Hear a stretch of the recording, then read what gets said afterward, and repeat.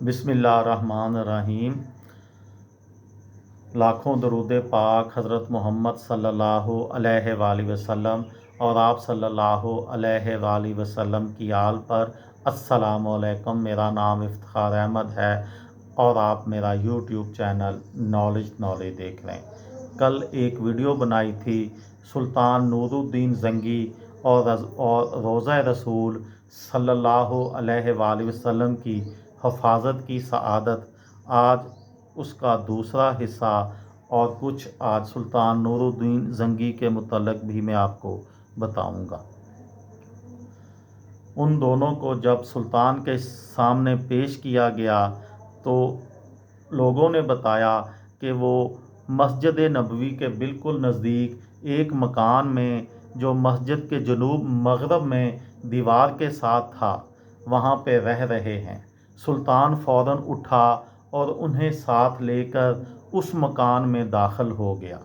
सुल्तान मकान में घूमता फिरता रहा।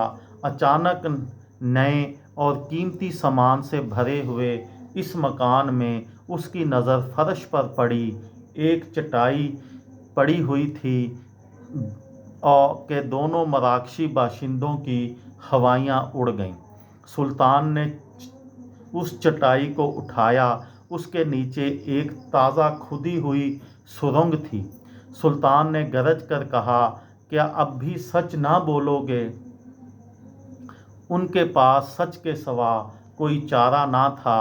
उन्होंने एतराफ़ किया कि वो मसीही हैं, मुसलमान नहीं हैं, और उनके हुक्मरान ने उन्हें बहुत सा मालो ज़र और साजो सामान देकर हाजियों के रूप में मराकश से इस मंसूबे पर हज्जाज भेजा था कि वो किसी न किसी तरह रसूल करीम सल्लल्लाहु अलैहि वसल्लम का जस्द अक़दस रोज़ा रसूल मुबारक से निकाल कर ले आएँ। इस नापाक मंसूबे की तकमील के लिए उन्होंने हज का बहाना किया और उसके बाद रोज़ा रसूल सल्लल्लाहु अलैहि वसल्लम से नज़दीक तरीन जो मकान किराए पर मिल सकता था वो लेकर अपना मज़मूम काम शुरू कर दिया।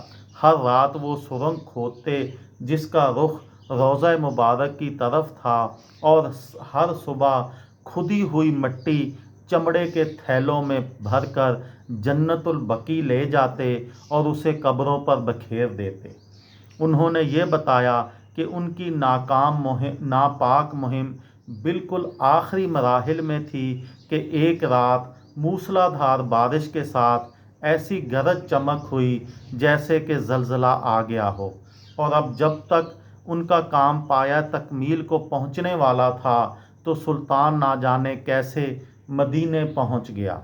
सुल्तान ने उनकी गुफ्तगू सुनते जाते और रोते जाते और साथ ही फरमाते जाते कि मेरा नसीब कि पूरी दुनिया में इस खिदमत के लिए आप सल्लल्लाहु अलैहि वसल्लम ने इस ग़ुलाम को चुना।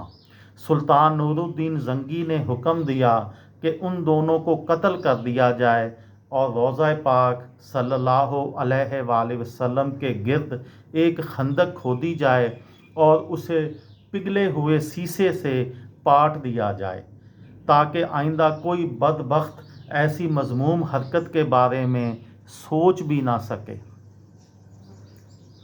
मज़कूरा बाला वाक़या 558 हिजरी में हिजरी बेमुताबिक 1142 ईस्वी का है।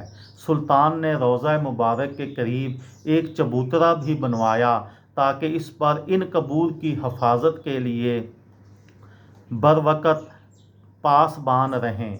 ये चबूतरा अब भी मौजूद है और बाब जिब्राइल से दाखिल होते ही दाएं जानब है।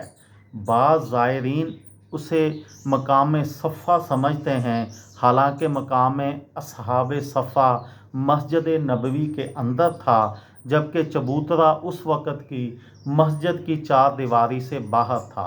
मकाम अस्हाब सुफ़ा के तयन के लिए अस्तूना आयशा से शमाल को चलिए, यानी किबला की सिमत के ख़िलाफ़ 5वें सतून के करीब मकाम अस्हाब सफ़ा है। ये थी मेरी आज की वीडियो। کسی دوست کو، کسی بھائی کو، کسی بہن کو فائدہ ہو تو مجھے دعاؤں میں یاد رکھیے گا۔ دل دل پاکستان، جان جان پاکستان۔ السلام علیکم۔